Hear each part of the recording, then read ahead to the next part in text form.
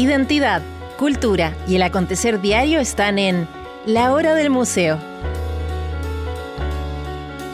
Desde ahora, les invitamos a un encuentro cotidiano con nuestra historia. Aquí comienza La Hora del Museo, un programa del Museo Histórico Nacional y Radio USACH 94.5. Bienvenidos, un gusto acompañarles hoy trayéndoles temas de nuestra historia, nuestra cultura aquí en Santiago TV y Radio USACH 94.5 FM. Hoy día vamos a estar hablando de historia y de patrimonio y de alguna manera de política también. Aquí tengo un libro del cual vamos a estar conversando hoy día. Nos acompaña su autor Luis Alegría, con quien he tenido el gusto de conversar hace ya hartos años. Aquí estamos de nuevo encontrándonos, Luis. Un gusto tenerte aquí. Un gusto y agradecido por la invitación. Luis, este libro aborda algunos temas que a veces nos preguntamos, pero en lo que yo conozco no había sido investigado, abordado.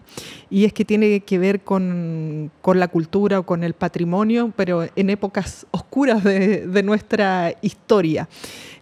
Aquí, como lo tengo en mis manos, este libro se llama Terror, Consenso y Monumento. Son las políticas de patrimonio cultural en las dictaduras, no solo en Chile, sino también en Uruguay. ¿Por qué te atrajo este tema para investigarlo?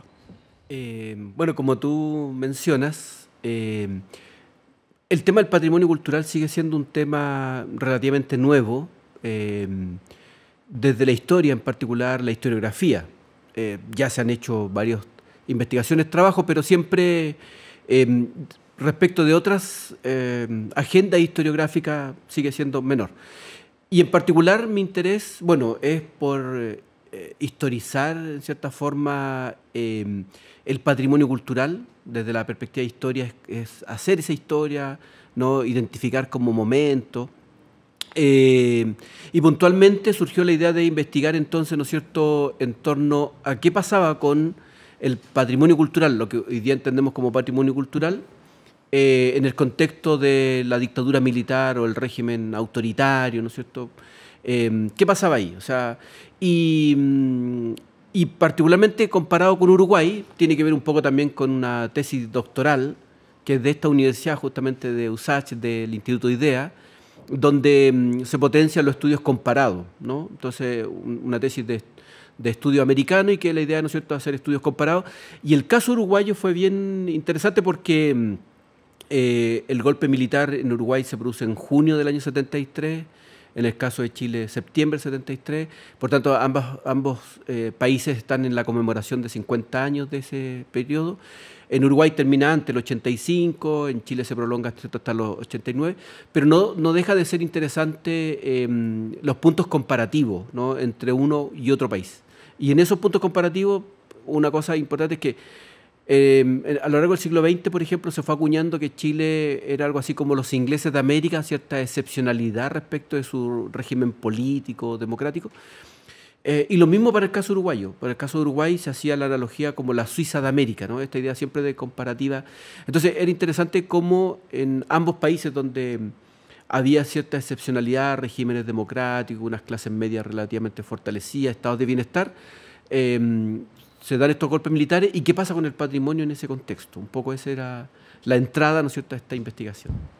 Ahora, cuando hablamos de estos temas, cuando yo recibí este libro con anterioridad para preparar esta conversación, lo primero que se me viene a la mente es, no sé, los nazis, Hitler y todo su montaje que de alguna manera no sé si cabe dentro de una política de patrimonio, pero en el caso de él, por ejemplo, sí había una política de hacer ciertas estructuras, ciertas construcciones que dieran la idea de algo gigantesco, algo monstruoso. Ya en el caso de nuestro país, y quiero también que hablemos de Uruguay, yo estoy pensando cuando era niña y vivíamos en dictadura, no sé si la palabra patrimonio era parte como del lenguaje habitual, creo que no, la verdad. Y no sé si habrían políticas, eso te los dejo como preguntas para que sigamos conversando hoy. Entonces, está una cosa que es la experiencia que hemos vivido tú y yo, otras personas que existíamos cuando era dictadura, y otra es la que me imagino que investigaste ya en documentos, en fuentes. ¿Cómo partiste haciendo esta investigación? ¿Por dónde empezar? Claro. Bueno, uno de los primeros elementos es identificar que hay políticas de patrimonio. Y yo me atrevería a decir, ¿no?, que desde la formación del Estado, nación, hay políticas patrimoniales. Explícitamente o no tan explícitamente. Entonces se entiende, o sea, como de una u otra manera hay ciertas decisiones que se toman desde el Estado, desde la administración del Estado como los gobiernos, respecto, ¿no es cierto?, de la valoración de ciertos aspectos, y ahí está muy vinculado a las políticas identitarias. O sea, patrimonio cultural y política identitaria van absolutamente de la mano, la construcción de memoria, por ejemplo. Entonces, en otros trabajos que he realizado, ¿no es cierto?, la creación del Museo Nacional, ahí hay política patrimonial. La erección de esculturas públicas, todo lo que es la estatutaria, claro, por ejemplo, y eso está presente desde la formación del Estado. La creación de archivos, de acervo, a lo mejor no es el Archivo Nacional como institución como lo conocemos hoy día, pero es la idea de conservar. De hecho, también la Biblioteca Nacional, por ejemplo, es una institución centenaria. Todavía no éramos independientes y está este espíritu desde la élite política de crear la Biblioteca Nacional, y dentro de eso, ¿no es cierto?, un acervo de documentos para el nacimiento de la República. Entonces, lo primero despejar es que políticas patrimoniales existen desde la formación del Estado, nación, están. Ahora, interesante era investigar, confluir ahí ciertas como categorías, ¿no es cierto?, de estas políticas patrimoniales. De hecho, la Ley de Monumentos Nacionales es de 1970, por tanto hay una ley, hay legislación, hay una normativa, y ahí va a ser interesante, ¿no es cierto?, entonces identificar algunos tipos. Por ejemplo, ¿qué se está declarando monumento nacional en el periodo? O sea, eso me parecía como importante investigar. Primero, la pregunta quizás, a propósito de lo que tú dices, ¿se está declarando o no se está declarando?, ¿no? Porque ahí la primera duda, y rápidamente en la investigación uno se da cuenta, y esto yo creo que es un hallazgo del texto, de la investigación, que se declara mucho. Es más, se declara mucho más en dictadura que previo a la dictadura. Ah, mira, claro, tremendo dato. Sobre 300 declaratorias de monumentos nacionales en el periodo dictatorial. Ahí hay un primer hallazgo que es importante. Otro componente que analicé de manera muy específica, los cascos antiguos o los cascos históricos de la ciudad de Montevideo y Santiago, porque si no la investigación se abría mucho. La erección de esculturas públicas, y también ahí se levantan, ¿no es cierto?, esculturas públicas en estos cascos históricos, ¿no es cierto?, y la escultura pública es como, cuando uno habla de patrimonio, la categoría de escultura pública es como central, el monumento público. Todo el mundo, cuando se habla de patrimonio, inmediatamente lo relaciona con la escultura, los monumentos. Bueno, aquí también hay. De hecho, hay dos casos bien emblemáticos. El altar de la patria, que probablemente conocimos en su versión original, hoy día no es lo que era, donde estaba esta llama de la libertad en plena Alameda. Y en el que casco ya no se puede ver para nada, está ahí cercada. Exacto. Y en el caso de Montevideo, ¿no es cierto?, también un altar para la patria, ¿no es cierto?, para Artigas, para el gran libertador Artigas, y acá nuestro gran libertador O'Higgins. O sea, ahí hay correspondencia. Y finalmente analizo un poco también lo que podemos denominar como patrimonio inmaterial, que se refiere a las tradiciones, ¿no es cierto?, fundamentalmente el tema de las tradiciones, y en realidad el folclore, ¿no?, aquello que es el folclore. Y ahí también ya hay trabajos previos, en el caso chileno historiográfico, ¿no es cierto?, de Karen Donoso, historiadora también de la USACH, trabaja bastante el tema de lo folclórico, ¿no es cierto?, en dictadura, el tema de la cueca. Sabemos que la cueca se declara baile nacional en 1979, se hacían campeonatos de cueca, entonces también trato de abordar el patrimonio inmaterial. Entonces, si bien el concepto patrimonio no está asentado, por eso la categoría monumento es la que predomina, pero uno podría homologar monumento a patrimonio, ¿no?, en ese sentido. Aquí quería ir con una pregunta a lo mejor que debía haber hecho desde un inicio. ¿Cómo se utilizan los monumentos, el patrimonio, estos monumentos históricos que tú decías para contar una historia de alguna manera? Sí. Los archivos incluso decía, bueno, lo que se pone o lo que se compra para las colecciones de la Biblioteca Nacional. cuál es la narrativa detrás de esto y que en el fondo va variando según quien esté a cargo, más todavía en una situación de dictadura.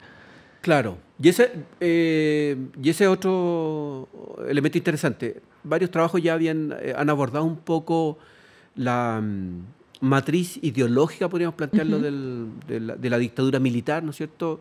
Y se identifica claramente un fuerte nacionalismo, una coordenada del nacionalismo, que es quizás la que predomina, ¿no es cierto? Una coordenada muy vinculada a la cultura occidental, como el rescate de la cultura occidental, en una mirada crítica al marxismo como una suerte de ideología no occidental, ¿no es cierto? Y por eso la crítica es muy fuerte ahí. Al cristianismo, o sea, hay una vertiente fuerte de recuperación del cristianismo, podríamos decir cierto tradicionalismo, la recuperación de la tradición. De hecho, en la declaración de principios de la Junta Militar de marzo del 74 se apela, ¿no es cierto?, fuertemente a esa idea. Y desde los primeros días de septiembre, o sea, después del golpe, los primeros días, se apela mucho, ¿no es cierto?, a que lo que se busca es restituir la identidad chilena, ¿no es cierto?, contra ciertos extranjerismos. Esa es como la mirada. Entonces, es interesante porque estos elementos patrimoniales que acabamos de mencionar van muy en esa línea, ¿no?, en ser como el soporte material de estos discursos. Claro. Y algo que tú mencionaste al principio que es bien interesante, que cuando uno habla de estos regímenes, ¿no es cierto?, dictatoriales, ¿no es cierto?, autoritarismo o totalitarismos, como el caso, ¿no es cierto?, del nazismo, el fascismo, en el caso europeo, un componente que es bien interesante de los totalitarismos, particularmente del nazismo y del fascismo, es que ellos buscan construir una nueva realidad. O sea, el nazismo lo que quiso hacer era crear un nuevo mundo, claro, ¿no?, una nueva realidad. Y en ese sentido, los monumentos son tremendamente importantes, ¿no? Estas nuevas construcciones, como decías tú, ¿no es cierto?, esta idea de mostrar, ¿no es cierto?, el poder del partido nazi, ¿no es cierto?, de esta Alemania nazi, o el poder, ¿no es cierto?, del fascismo italiano, grandes construcciones que intervienen en el espacio público, en esta idea casi de un hombre nuevo, ¿no?, esta idea de una nueva sociedad. Y entonces la pregunta era sobre el caso chileno, claro, y caso uruguayo. Y hay un historiador uruguayo, Aldo Marchesi, que plantea la idea de en los primeros años de la dictadura uruguaya, que me parece muy interesante, la idea de una pretensión totalitaria. Es decir, para los regímenes nuestros del Cono Sur, él lo plantea para Uruguay, yo creo que para el caso chileno se puede visualizar al inicio una idea de pretensión totalitaria, o sea, una idea de crear una nueva sociedad, refundar la sociedad chilena, ¿no es cierto?, pero refundarla de acuerdo a sus tradiciones, ¿no? Y entonces es interesante porque se mira mucho al siglo XIX en ese proceso refundacional que se implementa. Luis, bueno, quiero que vamos más en detalle de esto último que nos estabas diciendo, que es qué se vuelve atrás, qué se retoma de nuestras raíces o de nuestro pasado en el caso de estas dictaduras, no solo en Chile, sino también en Uruguay. Como nos decía, la idea era hacer estas historias o estos casos comparados. Te invito a que hagamos una pausa. Hoy día nos acompaña Luis Alegría. Estamos conociendo esta investigación que da vida a este libro que tengo aquí, que se llama Terror, Consenso y Monumento. Bueno, ya analizamos varios aspectos, pero ya vamos a ir entrando más de lleno a este tema al regreso de esta pausa.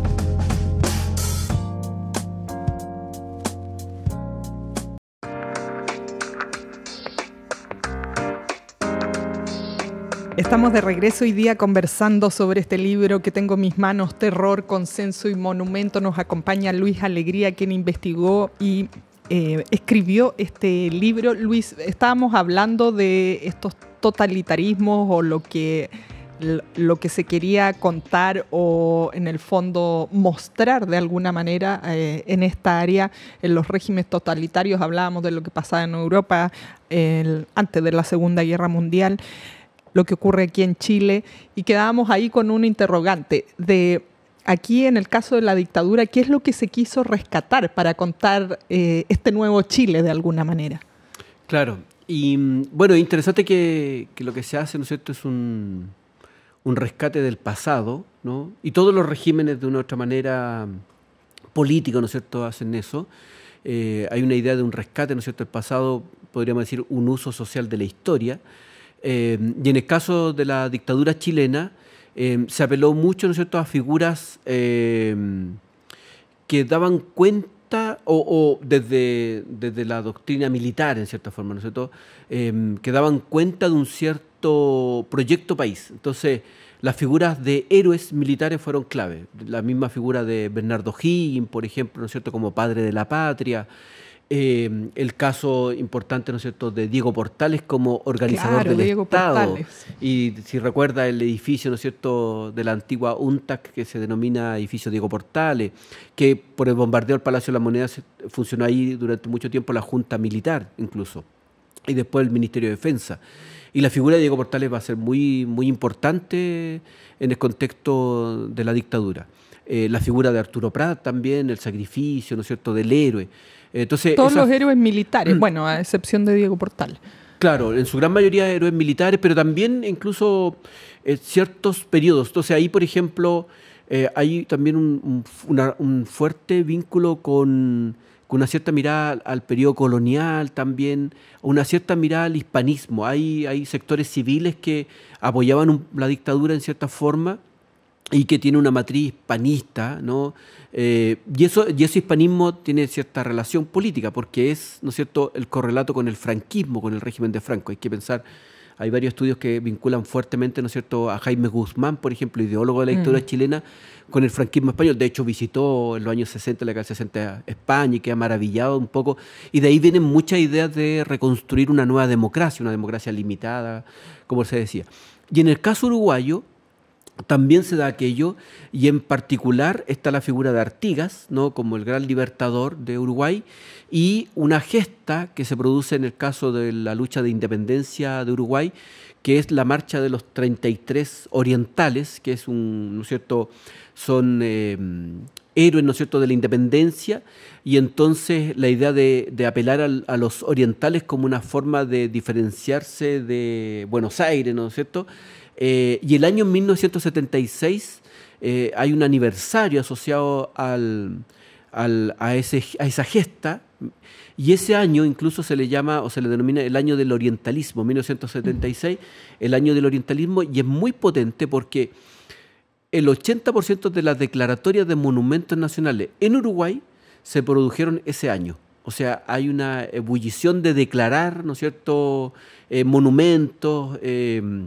de hacer homenaje, ¿no es cierto?, que va a ser muy importante. Y también en el caso uruguayo es importante que se vincula mucho el actuar en este caso de los militares, ¿no es cierto? Incluso se hace una vinculación de la guerra antisubversiva como una guerra de liberación nacional, casi como el caso de independencia. O sea, se hace esas vinculaciones. Y en el caso chileno también, o sea, por ejemplo, a partir de lo que hemos conversado, si yo te preguntara, ¿qué año crees tú que es uno de los años donde se hacen mayores declaratorias en el caso chileno? Uno podría intuir 10 años después de la dictadura, o sea, 1983. A los 10 años... una especie de conmemoración. Absolutamente. Es más, hay imágenes, en el libro, de hecho, hay una fotografía de Kena Lorenzini, donde se hace esta homologación 1810-1973, que sería la segunda independencia, la segunda liberación nacional, ¿no? También se hace ese discurso, ¿no? Se instala. Qué increíble cómo cada grupo de personas o cada, ¿cómo decirlo?, visiones políticas arma historias que en el fondo apoyen el relato, el discurso que cada uno tiene. Me llama la atención este dato que mencionas de que se hacen más declaratorias de monumentos nacionales, y ahí quería ir un poquito atrás. ¿Qué se considera un monumento nacional? Y no sé si lo que antes, en el año 83, se consideraba monumento nacional es lo que hoy día se sigue considerando según la ley. Claro. Bueno, ahí hay otro, exceden al libro, pero también sigo investigando. Hoy día estoy como investigando a partir del libro también eso es otro elemento. Porque, bueno, una de las cosas que sí en el libro planteo es que las primeras declaratorias son de 1926 en Chile, que es cuando en 1925 se crea el Consejo Monumento Nacional, ¿cierto? Y hay una primera legislación sobre las declaratorias de monumentos, en 1925, y en 1926 las primeras. De ahí, bien poco lo que se declara. En 1935 después resurge de nuevo el Consejo Monumento hasta el 40 y tanto, después cae, después el 60 de nuevo, y empieza del 60 hacia fines de los años 60 la ley es de 1970, que mantiene el Consejo de Monumentos, que era del 25, y ahí entre el 70 y 73 se hacen algunas declaratorias, ¿no? Alrededor, dato casi exacto, diría que entre 1925 y 1973 son entre 110 y 120 declaratorias de monumentos nacionales. Y solo en dictadura, 300 y tantas. Entonces ahí hay una dimensión. Ahora, ¿qué es lo que se declara? Esto es interesante. Las primeras declaratorias de 1926 son el complejo de fuertes de Valdivia, ¿no? Los fuertes de Valdivia, ¿no es cierto? Y ahí uno podría decir que hay toda una matriz bien colonial, ¿no? Se termina declarando estos monumentos nacionales que son construcciones históricas del periodo colonial, ¿no es cierto? Bien importante este sistema defensivo ¿no es cierto? de Valdivia. Lo otro son conjuntos religiosos, iglesias, capillas.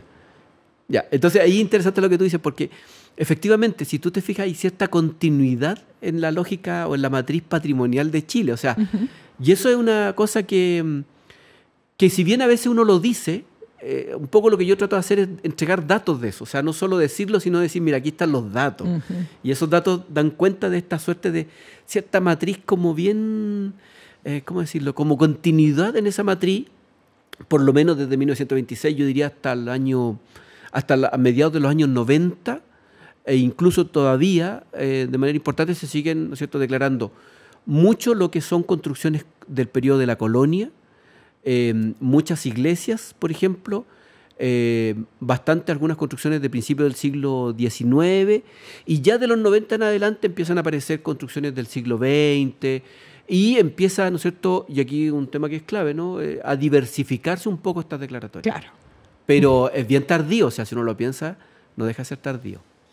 Hay otro tema que a mí me llama bastante la atención y que tiene que ver con las estatuas, porque nuevamente se me viene una imagen que a lo mejor no tiene nada que ver con nuestra realidad, pero cuando Estados Unidos llega a Irak y empieza a derribar estas estatuas gigantescas que se había autohecho Saddam Hussein, por ejemplo, y que habían por todos lados, ¿no? Sí.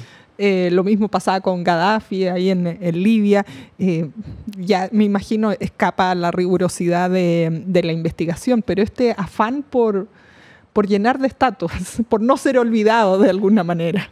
Sí, de hecho, o sea, yo creo que eso no se escapa del todo, ¿no? Porque esta idea, ¿no es cierto?, del monumento que fija el monumento tiene esta cualidad de fijar la memoria, ¿no? El monumento, ¿no es cierto?, fija la memoria, podríamos decirlo. Ese es como su gran atributo, ¿no? Fijar la memoria y preservar esa memoria, ¿no es cierto?, para las futuras generaciones. Ese es como el inicio del monumento. Entonces, es importante como ciertos regímenes políticos y en particular los totalitarismos, ¿no es cierto?, hacen fijación de esa memoria y por eso la construcción de monumentos es tan importante, los simbolismos, ¿no?, que es muy significativa. Hay una cierta máxima que muchas veces, podríamos decir, son pocos los líderes políticos que se autoerigen monumentos, ¿no? Hay una suerte como de preservación de esta idea de paso a la historia, no tiene que ver con la erección de monumentos, porque puede ser que cae, ¿no es cierto?, en esta otra figura de ser ese monumento a su vez es el principal objeto de destrucción, podríamos decirlo. Por ejemplo, no es particular que Hitler nunca se hizo un monumento a sí mismo, ¿no? Y quizá un poco resguardando aquello, lo mismo con Mussolini, pero no así con Franco. Franco rompe la regla.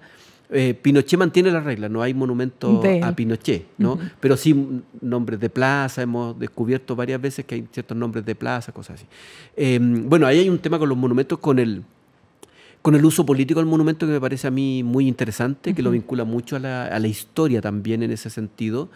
Y que uno puede ir desentrañando, ¿no?, en cierta forma a partir de estas investigaciones. Bueno, aquí hay otra palabra clave en el título de este libro, que es la palabra terror, y quiero que hablemos de eso también. Y esto último que decías me hace pensar en los nombres de las calles, que también se utilizan para lo mismo que los monumentos y estas políticas de patrimonio cultural.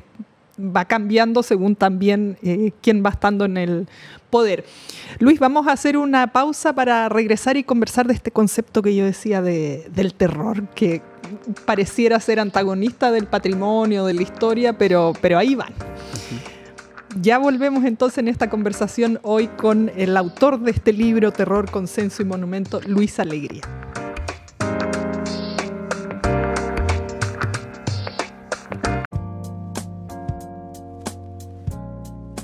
Estamos de regreso hoy día conversando sobre este entramado de los monumentos, el patrimonio, las políticas culturales y un concepto que yo había dejado anunciado en el bloque anterior en esta conversación con Luis Alegría, que es el terror. ¿Por qué va esto de entrada en el título? Lo voy a plantear así de amplio para dejarte a ti que nos vayas encaminando en este concepto. Bueno, el terror porque dos cosas. Uno es que los regímenes autoritarios, dictatoriales, ¿no es cierto?, del Cono Sur, Argentina, Chile, Uruguay, y en este caso Chile-Uruguay, una de las características que tiene, ¿no es cierto?, es la sistemática de violación de derechos humanos. O sea, sin duda, eso es innegable, ¿no es cierto?, y es una política de Estado, ¿no? Y creo que lo interesante es que esa violación de derechos humanos no es solo, bueno, con todo lo violento que significa, pero es la forma de reorganizar la sociedad, con todo lo brutal que eso significa. Entonces, en el caso argentino, por ejemplo, ha sido interesante que en el último tiempo se está utilizando mucho el concepto genocidio para identificar qué es lo que pasó en el caso argentino, ¿no? Y esta noción de genocidio creo yo que podría ser también aplicable para el caso chileno en ciertas condiciones, porque lo que se busca, ¿no es cierto?, es casi el exterminio de un segmento de la población, de un grupo de la población, para poder reconfigurar la sociedad. Entonces, no es que las violaciones de derechos humanos solo, o sea, tienen varias aristas, ¿no? Y efectivamente fueron también un castigo a quienes pretendieron un mundo distinto, ¿no es cierto?, y se organizaron y movilizaron en función de ese mundo distinto, sin duda. Pero no solo fue eso, no solo fue una suerte de castigo, sino incluso un método de acción para reconfigurar la sociedad. Por eso lo fuerte y lo complejo que es esa denominación.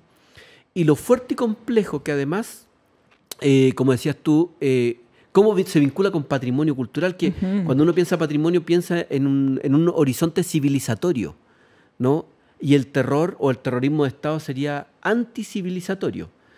Pero creo yo también que lo que busca esto es que no pecar de ingenuos en cierta forma. O sea, hay violaciones de derechos humanos. Bueno, una de las cruces que hago es que, ¿no es cierto?, uno cruza las declaratorias de monumentos nacionales con pic de violaciones de derechos humanos y, por ejemplo, tiene el año 83, tiene el año 1976. El año 1976 es un año brutal en términos de violaciones de derechos humanos.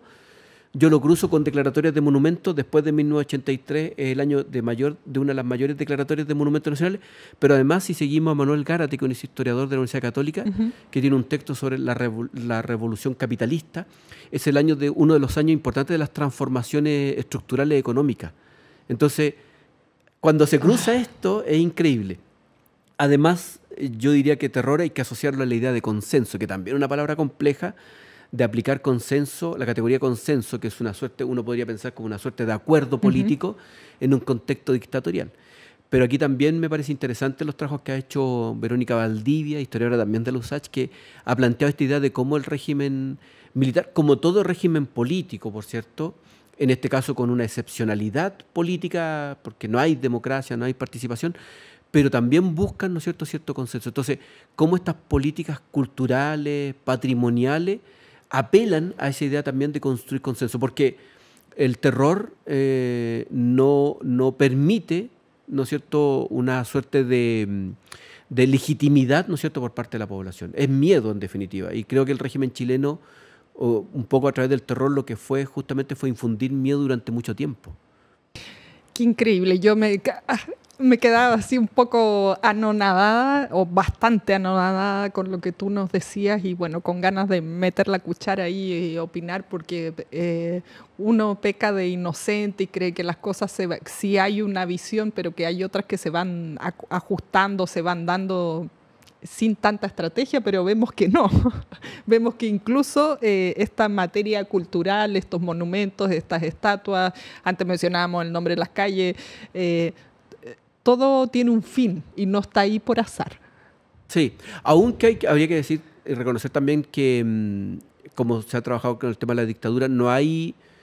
se busca un consenso hacia la sociedad, hacia los sectores, incluso hacia los sectores populares, podríamos decir, pero también hay que decir que al interior de la élite o de la clase política tampoco hay un consenso absoluto. O sea, estos consensos son podríamos decirlo, son coyunturales. Estos acuerdos, ¿no es cierto?, estas alianzas tienden a ser coyunturales, a veces se resquebrajan, algunos están de acuerdo, otros no. Hay que pensar ahí todo lo que significó, ¿no es cierto?, la implementación del modelo neoliberal y que los militares no estaban convencidos con el modelo, pero terminaron al final, ¿no es cierto?, asumiendo ese modelo, y es un modelo muy antipatriótico, para plantearlo de alguna manera, ¿no? Muy antinacionalista el modelo neoliberal.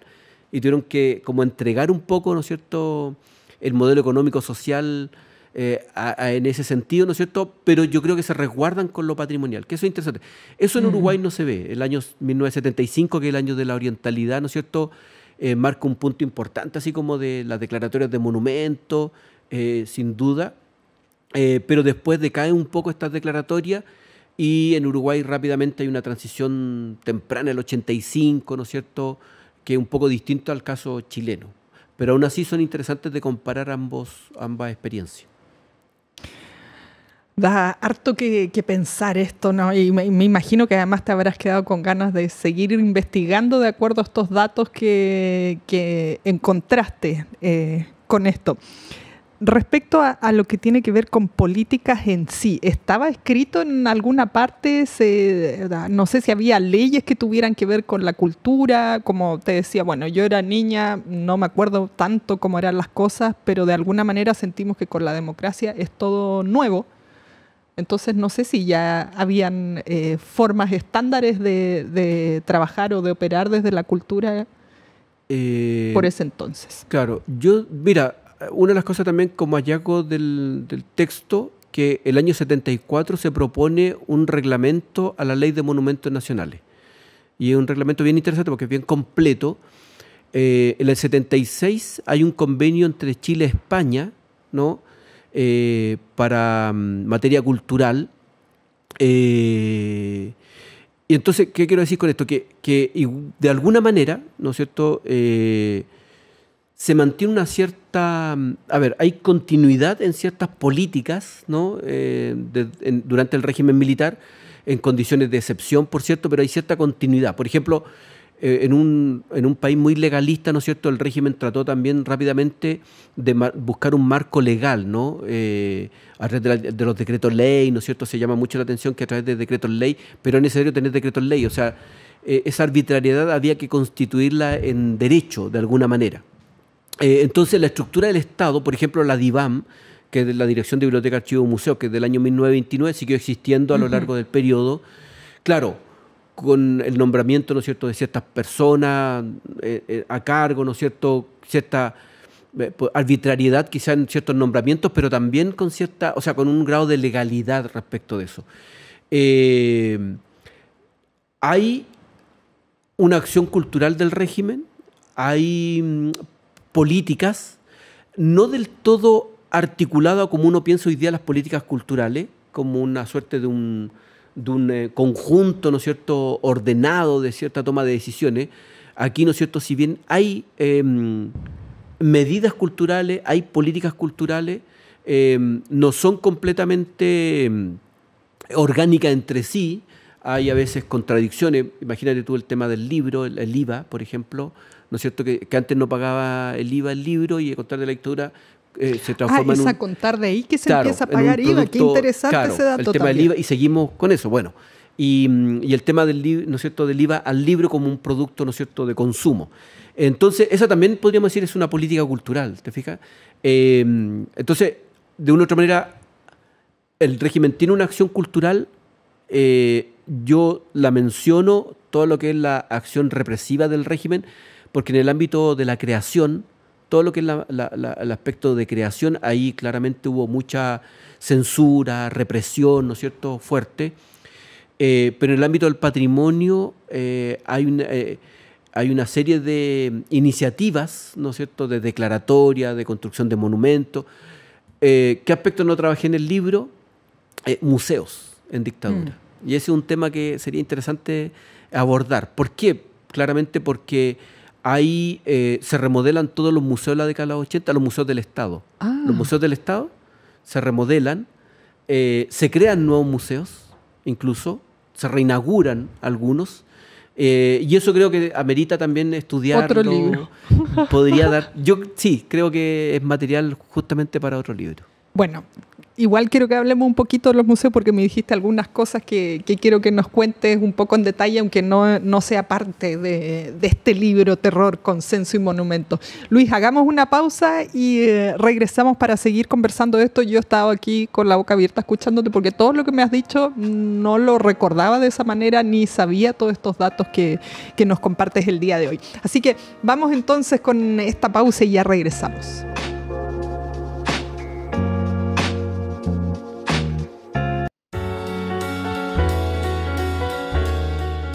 Hoy día estamos conversando aquí en el estudio con Luis Alegría. Él es doctor, es historiador, es el autor además de este libro Terror, Consenso y Monumento, que nos ha dado un recorrido por esta historia no conocida de cómo recordamos nuestro país, nuestra ciudad, porque es parte del territorio, todo esto que hemos ido conversando a lo largo de este programa. Luis, en el último bloque, y aquí sin extenderme mucho, mencionabas los museos, que eso daría para otra investigación, dices tú, porque hay mucho dato. Pienso justamente en el Museo Histórico, que es un lugar donde se cuenta la historia de Chile. Y otro dato que mencionaba, para terminar la idea, que es un lugar donde se muestra cómo se va contando también el Chile o cómo vamos armando este Chile. Hoy día, por ejemplo, se aborda la migración, recientemente en los 50 años del golpe con la inauguración de una muestra que está ahí todavía abierta. Entonces es un espacio fundamental para este relato que conversábamos. Y mencionabas que se inauguraron y se restauraron de alguna manera algunos museos. Entonces, había ese interés. Es que esto también me llama la atención porque no era todo tan como cerrar la cultura de alguna manera, sino que de todas formas se tenía en consideración ciertos espacios que habrán sido escogidos también de alguna manera que fuera parte de esta estrategia. Claro, bueno, esa es un poco la idea, ¿no? O sea, una de las maneras de caracterizar cultura en dictadura es la idea de apagón cultural. Sí, totalmente. Claro. Y existe como fuerte esta idea, sentido común, existió en Chile durante la historia un apagón cultural. Quizás en algunos aspectos, sin duda. En todo lo que es las artes vinculadas al tema de la creación, yo creo que ahí hay mucho de apagón cultural, al régimen no le interesa. De hecho, lo encuentra peligroso, el teatro, la danza, ¿no? Pero en otro aspecto, por ejemplo, todo lo que es, lo mencionamos un poco, el folclore, ¿no?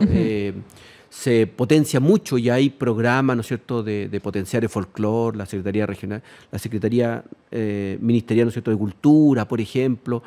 Ahí hay un entramado institucional importante. Y también, creo yo, los museos, ¿no? Los museos. Entonces, tú me mencionas el Museo Histórico Nacional. Dato, el Museo Histórico Nacional se reinaugura el 2 de septiembre de 1982 en el actual Palacio de la Real Audiencia, ¿no?, en plena Plaza de Armas. Y eso fue una restauración costosa que incluyó muchos recursos, ¿no es cierto? Y ahí el régimen hace una apuesta, ¿no es cierto?, por restaurar este edificio colonial, emblemático, por cierto. Claro.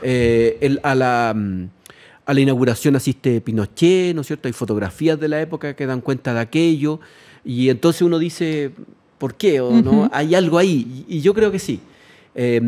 Como te decía, el año 81 se crea la oficina de museos en la DIVAM, porque no existía una oficina de museos, se crea una oficina técnica de museo y se empieza a hacer un plan de remodelación de museos, por ejemplo.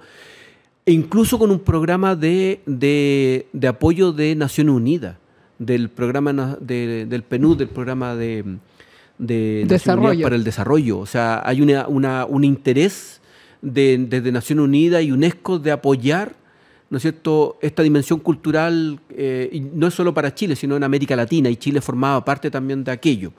Y ahí también uno se contradice, ¿no? UNESCO, regímenes dictatoriales, ¿por qué?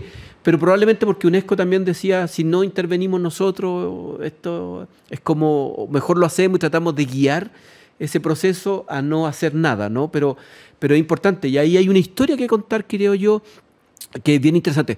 El Centro Nacional de Conservación y Restauración, que también es de la ex Divano, Idea del Servicio del Patrimonio, se crea también en el año 82. Entonces, hay una historia ahí que es bien importante o relevante respecto a los museos, la gestión, que habría hay que hacer esta distinción. O sea, hay una gestión que es bien importante, procesos de restauración, recuperación de espacio, que me parece que hay una cuestión bien importante ahí. Ahora, ¿qué historia están contando? Es un tema también que habría que diferenciar.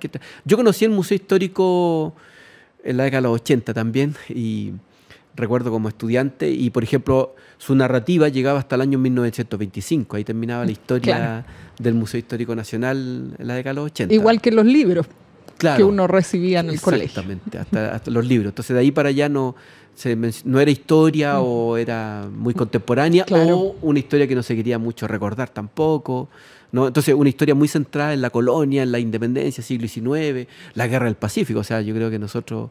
Guerra del Pacífico era un tema muy importante. Muy importante en el periodo, muy, muy importante. Y que hoy día se ve muy rápido, ¿no es cierto? Y nada más. Pero en la época era bien importante. El centenario de la Guerra del Pacífico va a ser también muy relevante en el periodo. Y así uno va encontrando una serie de aristas como... Estoy pensando que los mapas tenían una relevancia fundamental también en las clases de historia y geografía. El dictador escribe, ¿no es cierto?, geopolítica, ¿no? Es el libro, una obra que él escribe. Y además también nosotros aprendimos, que esto lo he dicho nosotros probablemente la idea de la tricontinentalidad, ¿no? Que era una cosa tremendamente... Sí, muy importante. Es más, uno de los monumentos que hay en Santiago, en la comuna de Santiago, en la década de los 80, es un moai. Es un moai que se trajo de Isla de Pascua y que está hoy día en el bandejón central de la Alameda, frente a la calle Lord Cochrane. Ese moai es original de Isla de Pascua y se trajo con esta idea de dar evidencia, ¿no?, de esta tricontinentalidad de Isla de Pascua en Santiago de Chile.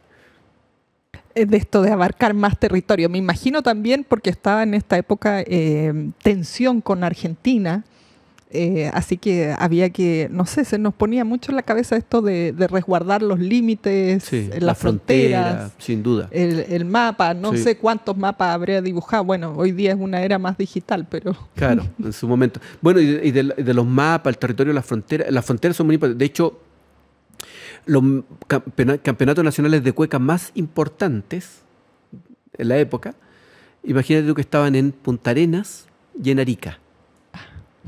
Ahí marcando territorio literal. Claro, o sea, en la frontera donde la chilenidad, comillas, podría estar en tela de juicio, ahí había que marcar territorio. Y en el ámbito de museos, Isla Navarino, zona austral, se creó un museo, el Museo Martín Gusinde. Claro. También hay una idea de soberanía ahí, ¿no? Pero una soberanía mal que mal desde la cultura. Sin duda, sin duda. Me has dejado con muchos datos que yo no manejaba y que, como tú decías, realmente en nuestra mente, en nuestros recuerdos, o lo seguimos comentando, hacemos un apagón cultural durante la dictadura y no fue tan así, independiente que estemos o no de acuerdo con esa cultura que se estaba promoviendo por esos años, pero no es que murió totalmente. Sin duda, sí. Eso yo creo que es uno de los hallazgos también de la investigación, que es bien importante y que busca ahí aportar y seguir, porque yo creo que también hay una investigación, una interpretación también, y pueden venir nuevos estudios, nuevos trabajos. Claro. Nuevas miradas. Nuevas miradas. Bueno, y sobre todo abre camino para ir mirando más en detalle, como tú decías, los museos es un área, por ejemplo, y así, porque esta historia ya no podemos hablarla, no es tan reciente. Bueno, han pasado ya 50 años, aunque por mucho tiempo se nos haya dicho que ese era un periodo muy reciente para para estudiarlo. Luis, se nos ha pasado muy rápido el día de hoy. Como decía, yo aprendí muchísimas cosas y voy a pensar de nuevo antes de hablar, porque uno muchas veces repite sin estar seguro de lo que está diciendo, ¿no? Basándose a veces en los recuerdos, y está buenísimo tener esta investigación como la tuya. Así que gracias por haber venido a compartir tu libro aquí con nosotros en el programa. Bueno, muchas gracias, nuevamente, muchas gracias a Ediciones Escaparate, que tuvo ahí ¿no es cierto?, el desafío de publicar, editar el libro, así que agradecido también de Editorial Escaparate, agradecido de la Subdirección de Investigación, donde estoy hoy día en el Servicio Nacional del Patrimonio Cultural, y la Universidad del Paraíso, el Centro de Estudio y Gestión del Patrimonio, que también ahí seguimos haciendo investigaciones, trabajando estos temas. Aquí nos despedimos con el libro, mostrándolo y compartiéndolo con ustedes aquí en mis manos. Gracias, Luis. Nos despedimos por hoy. Nos volvemos a encontrar en la siguiente emisión de La Hora del Museo, como siempre compartiendo con ustedes temas de nuestra cultura, patrimonio y, por supuesto, la historia. Esto fue La Hora del Museo, un encuentro cotidiano con nuestra historia. Un programa del Museo Histórico Nacional y Radio USACH 94.5.